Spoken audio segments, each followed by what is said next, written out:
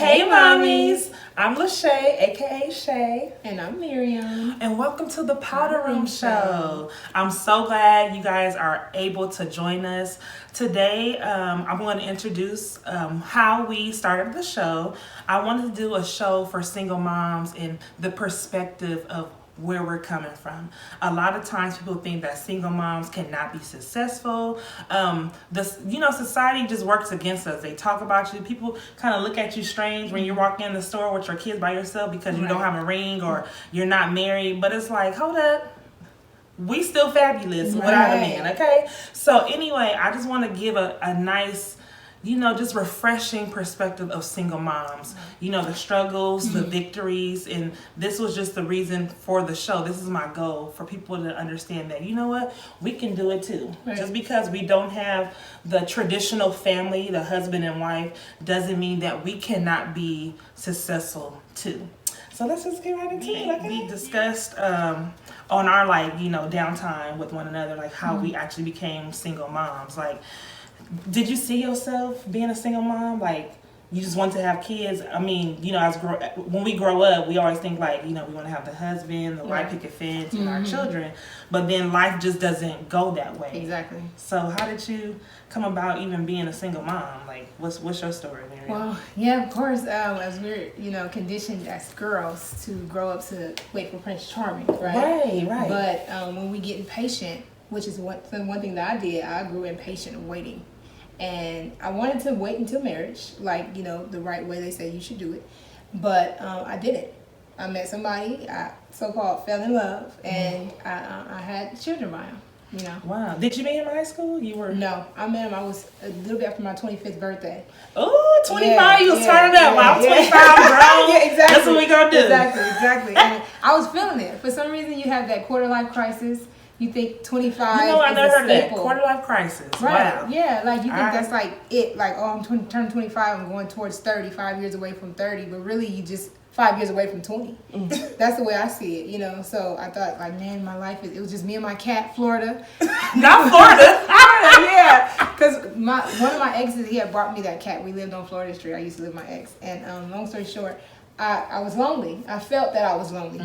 But really, I was just alone. It's the difference between being lonely and alone. And I know that now. But so I met somebody. I felt like I was at a desperate time in my life. And he didn't turn out to be who I thought he would be. So we just didn't work out. And there's a lot in between that, of course. But still now we're working out the kinks of our different perspectives of life and our personalities. Okay. Which is something that I didn't consider before actually procreating with that man. And we never, when you get into things like that, you never consider the consequences afterwards. Right. We just do us. And then especially at 25, 25, you think you grown. Exactly. It's nobody can tell me nothing. I'm gonna do my own thing. So, at 25, you 45 in your head. Yeah, you in your 20s. And then you grown. Were you still living at home at 25? No, I had been living on my own for 4 or 5 years. And that makes it even worse. Yeah. Because we real grown. Just me and my cat for 3 years. Oh yeah, Florida. Yeah. Yeah. Florida. Yeah. So I forgot about Florida. For me, I got divorced. That's just in a nutshell. I mean, so much in between with my story, but for the most part, me being a single mom, I divorced my husband twice. That's the story for you, okay? We got married in 2010, divorced after my son was born in 2014. He was born in 2013. We got divorced 2014-ish, maybe 2015. I always get the years mixed up. Then we had a 9-month period of divorce. Once the paperwork was done, then we got back into it. Wow. That's a whole different story, girl. Wow. That's a whole different show. Okay, we got back into it, and we remarried, and then we divorced again because I just felt this is just not right. It's just not okay. So there's my story, and that's why I am now a single mother, because I was married to my husband and now I'm divorced. So yeah, being married, you don't plan on having a child to be a single mom. Right. You know what I mean? And that part for me was the most devastating because I waited. My son was born in 2013.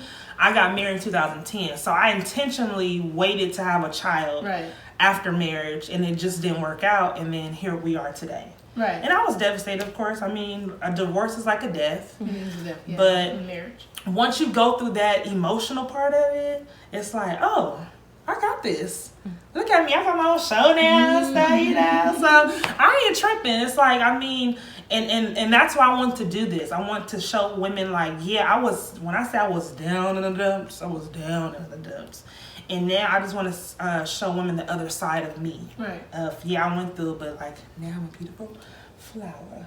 I had a bunch of rain, but now I'm a beautiful flower. Okay. Did you see your life like this as a single mom? Like I said, like I didn't plan on being a single mom. So no, right. That answer for me is no. I did not see my life being a single mother. Right. What about you? No, I don't think anybody does unless you intentionally go into it with wanting to like adopt as a single person. But no, I definitely didn't see my life as single. I never thought I would even have kids before marriage. So the fact that I'm a single mom, you know, by definition, whatever that is. Right. What is your example of parenting when you were a child? So like what examples did you have as a child? Well, for me, my dad, I call him a seasonal dad. So he was in and out. Yeah. I never heard of that one. All right, seasonal dad. Right. Right.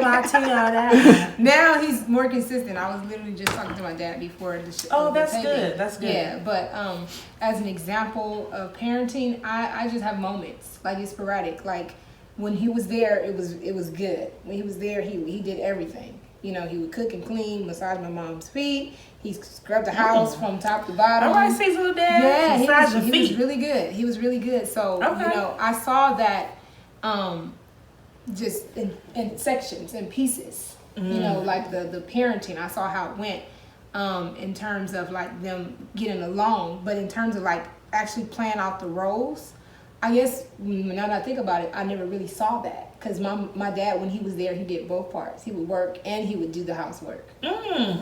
She's a different woman now. Now she would totally do it over. She always tells us she apologizes for not, you know, giving a better example. So your mom and dad weren't married? They were married. And he was still the seasonal dad? Yeah, he was. Wow. That's interesting. Yeah. Okay. Yeah. That's interesting. I don't even know what to say. Yeah. Wow. Okay. Well, for me, my mom was fast, girl. Hey. Sorry, Mama, I still love you. She was pregnant with me in high school, but she had me, I think, after high school, yes. Because she turned 18. Yeah, she was 18 when she was pregnant with me, and then she turned 19 the next year. So she was pregnant with me in high school, because I remember for her prom picture, she had a belly. Oh, wow. Yeah, I remember that picture. And then she had me after because I was born in November, so she had me after she graduated. And my dad was her boyfriend, so she was just, you know, I mean, it happens. Was her boyfriend, and of course she thought she was the only girlfriend, and my dad had like, I believe, 2 other women. Girl, and we called ourselves the triplets because we were all born the same year. Oh, wow. Yeah, we're August, November, December. We're all born the same year. Fast. Girl, hello. Well, Papa was Rolling Stone. Hey. You know what I mean? So after that, like years later, my mom got into the church. She got saved, and that's where she met my dad. Now, the funny story about that is my dad, she said that she met my dad at church, and he just kept coming after her, and she was not attracted to him. She's like, he look goofy. He's skinny. You know, she had all these don'ts of why she shouldn't be with him. But I thank God that she actually gave him a chance, because my stepfather, and I only reference him as my stepfather when I'm giving like stories like this, but I don't call him my stepdad. That's my dad. Yeah. He got married to my mom when I was 4. So I didn't have enough time in my childhood not to see a dad, not to remember, you know, when a father wasn't around. Right. If that makes sense. Yeah. And because my stepdad and my mom were married at 4, I always had that traditional mom and dad in the house. Right. So I wasn't lacking a father figure. Now, my biological father, I mean, I have vivid moments of him being around, but not necessarily a lot. My grandparents, his family, they were around in my life, and they felt like, because you're being a deadbeat, my grandchild's gonna know me. Right. So I knew a little bit of him because of my grandparents. Yeah. My grandfather wasn't having it. My grandfather Sylvester, he's like, my granddaughter's gonna know me. That's good. So I knew that side of the family because of him. Yeah. If it wasn't for him, girl. That matters. That matters. Even in the situation now. Not to jump ahead, but having that other side, that second dimension, even if it's not like, when I mean second dimension, the first dimension meaning the actual parent. Right. But in lieu of that parent, you have some sort of family connection. Absolutely. That matters to the child, because you still feel like you're accepted in a way. And then too, I feel like when kids have grandparents, it's just more extra love. Of course. Yeah. That kids are, that they get, that you pour into that child. Yeah. It's not just like you said, the first dimension of love, it's that second dimension of love, and then you have that extended love surrounding that child. Exactly. And then especially when you have kids who are from divorce homes, or they don't have the traditional, mom and father in the house, when you have that village that pours in that love, it just matters. Girl, the village. And then I was just discussing this with one of my girlfriends. It reflects that parent's choices, right? Mm-hmm. Like, so say for instance the child is 7, 8, 9, 12, whatever, and they see that grandparent is present but the parent is not. It reflects that, okay, well, something is missing here. Obviously his parents are here, why isn't he here? And it gives more attention as to maybe it's something that person is missing, that my father is missing to the child, Absolutely, I agree. As opposed to them just not seeing that side of the family at all. What is that you mentioned that like you remarried your husband, and I wanted to kind of touch on that because in your dynamic of seeing a family when you were younger, you saw that traditional family. Right. So when you remarried your husband, because the question is, what is your hope for the future of your family? But I wanted to know, did you aspire to have that traditional family particularly for your son, or did you just not want to be a single mom? Did not want to fulfill that? I think it was a little bit of both, but mainly because I wanted my son to see a traditional family. Because, like I said, it was like a short period of time of me being with a single mom. Right. And like I said, I don't even remember, honestly, those years when I was a single mother. I just remember vivid points of my childhood, and then my stepfather married my mom. And it's like, oh, I have this dad. For me, it was like I felt that my son couldn't thrive like I wanted him to if he didn't have both parents in the home. Right. So I was willing to just like suck it up, put our differences aside, forgive, and then try to come together so he can have that. And then when I realized, I'll never forget this. This always comes to mind. My aunt, she is on she married twice, and her first husband, she had 3 kids by. And she told me, I remember I was going through this dark time, and she said, you know what? It is better to raise a child in a broken home than a dysfunctional home. Exactly. That stuck to me. And I was like, you know what? And then once that really resonated in me, I was like, what am I doing to my son just to say that we're married, just to say that he has the traditional mom and dad, and just to say that I'm not a single mom? I cannot keep living like this. And the stuff that I was dealing with, the emotional part and the abuse and things I was dealing with, I was like, you know what? No, I'd rather raise my child where he can have 2 parents who are not bickering, fighting all the time, who love him. He can be just as loved with us living in separate homes than us together. Yeah. It was just too much. Yeah. And then I felt like, for me as a person, it was like, I can't keep doing this to myself just to prove anything. Because it was times, girl, where I'll go to the mall and I will really think about what people think of me. Like, I hated going to the mall shopping with my stroller with no wedding ring. Exactly. Yeah. That was the weirdest thing. I wore my wedding ring just to go out. So people were like, ooh, she a single mama pushing a stroller. Exactly. I remember one time I was like 17 and my uncle, he's like 6 years older than me. And he used to have me go with him and his daughter out somewhere. And I used to hold his baby, but I'm like, no. And I used to give him his baby, like, I don't want people to think I'm a teenage mom. Exactly. But it's like, why do you care what other people are thinking? Exactly. So my thing, I think it had a lot of other people's perception and thoughts really played a part of my mental and why I did a lot of things. Exactly. And then once I got out of that, I was like, you got to go. Yeah. And I feel you on that because I felt the same way. Like when I first came to the church, I was like, I can't do this. Like, I got 2 kids. They was both under 2. And I was like, no, I'm not doing this. I'm not about to be pushing double stroller. Yeah. And then crying. I'm going out and in and out changing diapers and stuff. I'm not doing this. And so it was really hard for me to stick around. But I had a lot of support. But was it because you felt that the church for you was being a little judgmental? Well, because when I first went to that church, when I first visited, when my friends invited me, I was single before I even met my kid's father. Okay. So I was just still single, living my life, you know, in school or whatever. And then I visited church, and I was like, oh, okay, I don't know if I'm going to come or not, but I ended up going back to my old church. And then I met him, and then we decided to visit that church a couple times. Okay. So when I left that church, and then when I came back, I had 2 kids. Okay. So I'm like, nobody even knows that I was living this celibate, single life before I had kids. Aww. And I was beating myself up. And that's what I learned, that most of the times either people don't care or the people that do pay too much attention are the ones that's going to talk about you anyway. Right. So it don't matter. You know exactly. what I mean? Like, I had to live with me in the end. Exactly. But so to answer your question, you said, what do I see for my future family? For me, I mean, I don't know. Honestly, I go back and forth with, do I want to remarry? So that's I'm going to just put that out there. Sometimes I do, sometimes I don't want to be bothered. It's like, leave me alone. Oh, you at that stage, huh? I was at the gym the other day, and some guy came up to me and was like, hey, and I was like, I do not do men with braids. Ooh. And I just...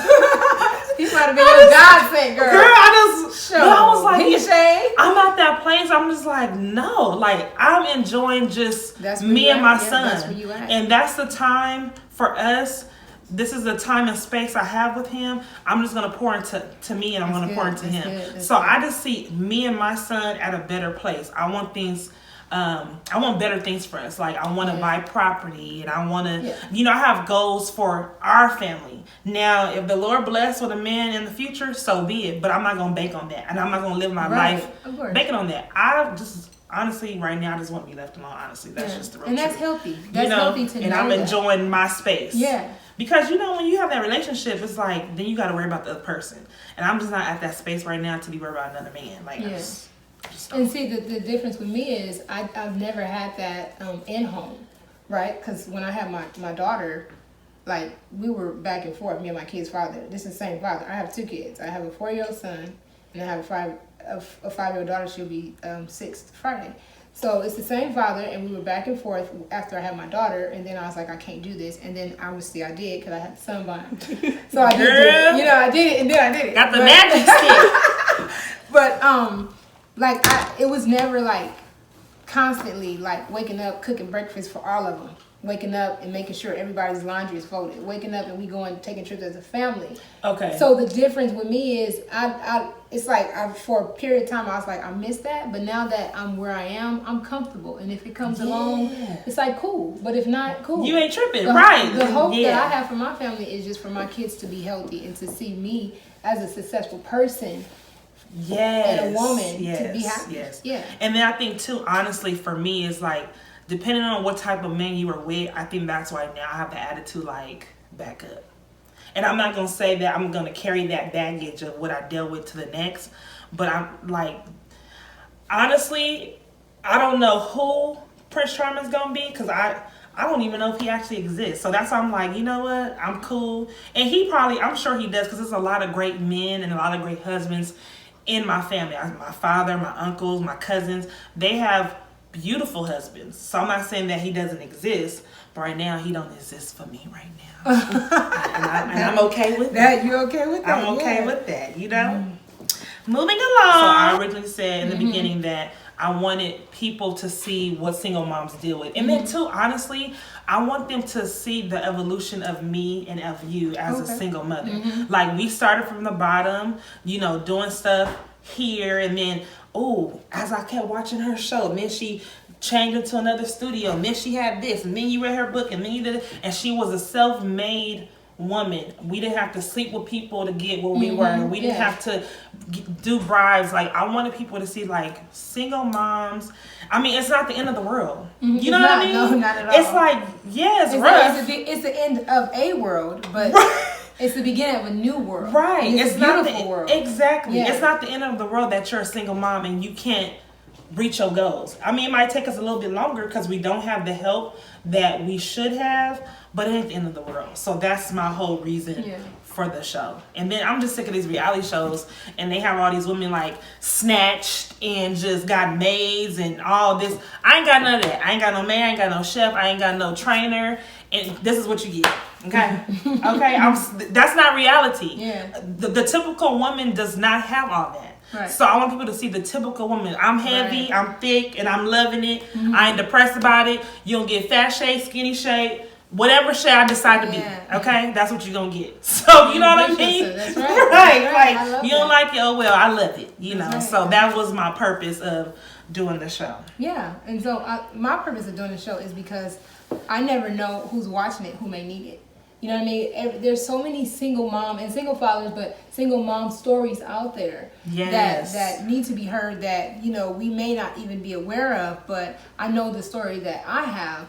Somebody needs to hear it. Somebody's going through it. Somebody might go through it, you know, and can reflect on this. You know? So it's like, what do we have that we can contribute to the world? How can this, you know, resonate through our community or to other women that it will affect in a positive way later? Absolutely. And then also I want to, in addition, me going through the divorce, I have to be that woman to show people that did not break me. That person tried to break me. These people tried to break me. The list can go on of who tried to break me. And it's like, look, I'm here. I'm not going to let you break me because what God put in me has nothing to do with you. You know what I'm saying? The gifts and talents that the Lord has spread around the world has nothing to do with anybody else. Right. So I wanted to show women that, like, that didn't break me. And I'm cool and we cool. And we good. You know, it's like, okay, life goes on. Yeah, because I'm sensitive to that. Because my mom, she's a divorcee. And she always was like, the reason that she didn't divorce my dad, since he was a seasonal dad. Because I asked her, I said, how did you feel him coming in and out? And she's like, well, you know, I didn't like it. Of course, he was my husband. It hurt me every time he would leave. And I know it would hurt y'all. I'm like, okay, so how did you figure that it would affect us? And she's like, I guess I figured that, you know, y'all will be happy whenever y'all see I'm here. But I'm like, when you think about it, it's the same. We have the same feelings that you have, but ours are unexplained feelings. You know that he's doing X, Y, and Z, but we just see him going and coming.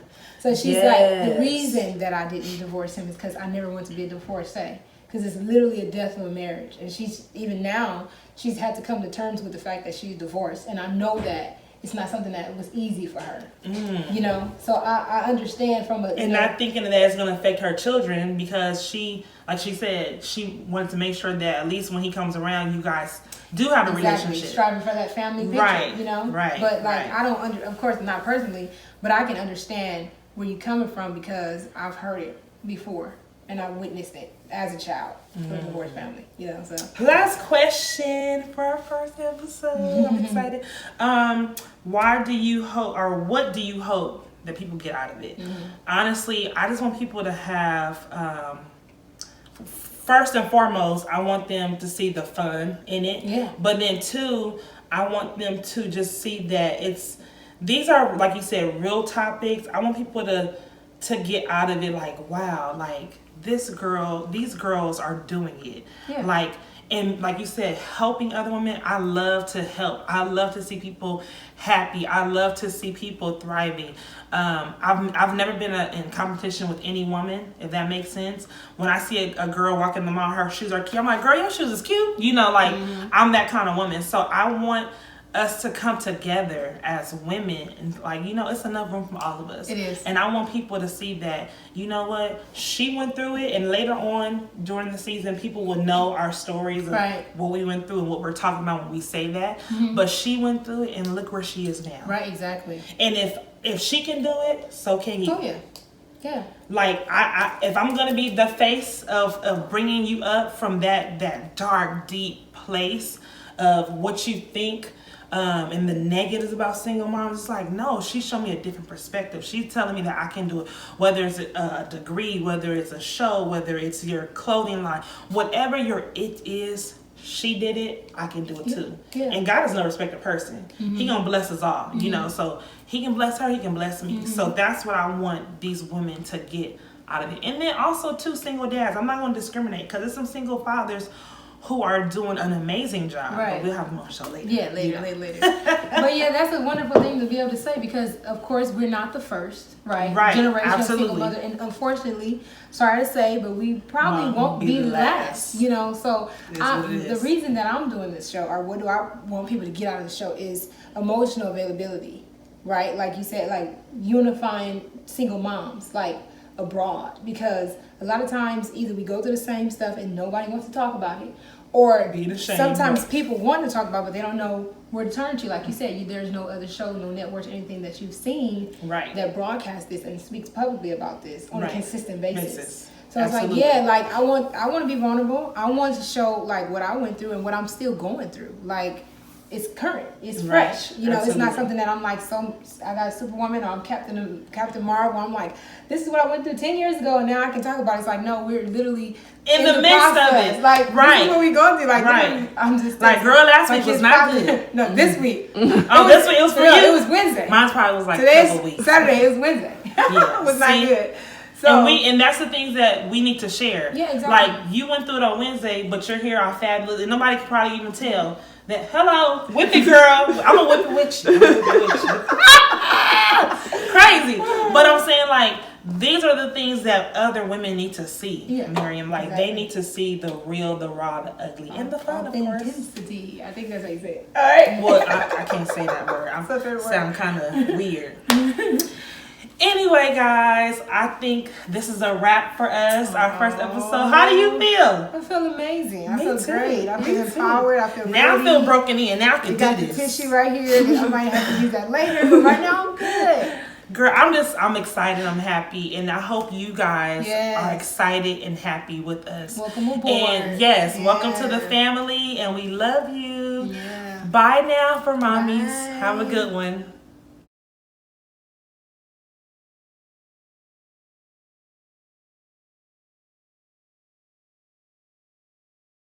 Y'all, the Powder Room Show is in full effect now, so go ahead and check us out on YouTube. If you like it, subscribe, and you'll keep up with what we're talking about, all right? Catch you on the flip side. Peace.